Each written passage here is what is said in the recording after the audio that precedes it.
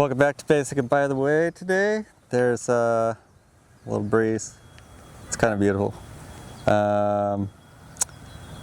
Today we will be reading Matthew chapter 16, and it's got a lot going on here, but pretty fun and adventure-wise. Here we go.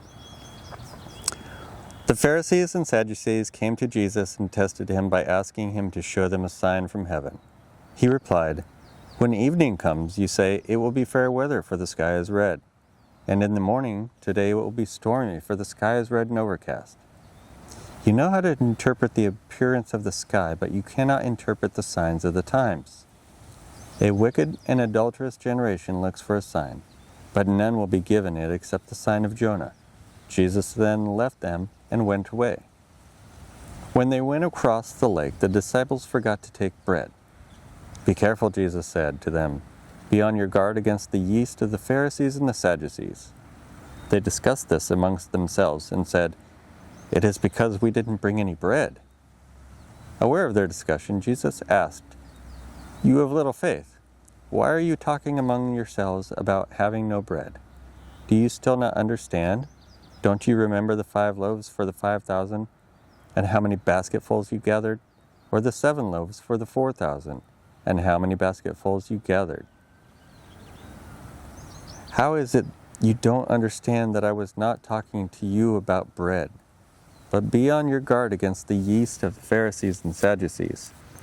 Then they understood that he was not telling them to guard against the yeast used in bread, but against the teaching of the Pharisees and Sadducees. When Jesus came to the region of Caesarea Philippi, he asked his disciples, "Who do people say the Son of Man is?" They replied, "Some say John the Baptist, others say Elijah, and still others Jeremiah or one of the prophets." "But what about you?" he asked. "Who do you say I am?"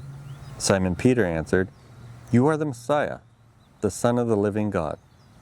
Jesus replied, "Blessed are you, Simon, son of Jonah, for this was not revealed to you by the flesh and blood, but by my Father in heaven. And I tell you that you are Peter, and on this rock I will build my church, and the gates of Hades will not overcome it. I will give you the keys of the kingdom of heaven. Whatever you bind on earth will be bound in heaven, and whatever you loose on earth will be loosed in heaven." Then he ordered his disciples not to tell anyone that he was the Messiah. From that time on, Jesus began to explain to his disciples that he must go to Jerusalem and suffer many things at the hands of the elders, the chief priests, and the teachers of the law, and that he must be killed, and on the 3rd day be raised back to life. Peter took him aside and began to rebuke him. "Never, Lord," he said, "this shall never happen to you." Jesus turned and said to Peter, "Get behind me, Satan. You are a stumbling block to me. You do not have in mind the concerns of God, but merely human concerns." Then Jesus said to his disciples, "Whoever wants to be my disciple must deny themselves and take up their cross and follow me. For whoever wants to save their life will lose it, but whoever loses their life for me will find it. What good will it be for someone to gain the whole world, yet forfeit their soul? Or what can anyone give in exchange for their soul? For the Son of Man is going to come in his Father's glory with his angels, and then he will reward each person according to what they have done. Truly I tell you, some who are standing here will not taste death before they see the Son of Man coming in his kingdom."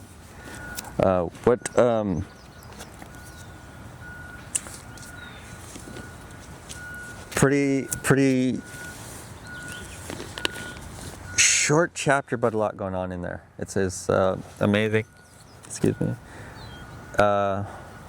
Whatever it means to you, I hope you're blessed by it. What it meant to me personally is to take up my cross and follow Jesus. That's pretty much the whole thing. Beware of the distractions of the world. Beware of leaning on your own understanding.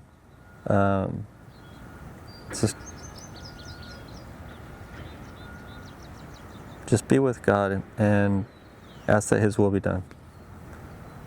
That That's kind of what it means to me. I know you don't usually put commentary in here, but that was just pretty important today. Thank you for watching. Hope you, again, were blessed by it. Leave a comment if you'd like in the comment section below. Like, subscribe, follow the channel if you want to keep watching these Bible reading videos. Thank you for being here today, and God bless.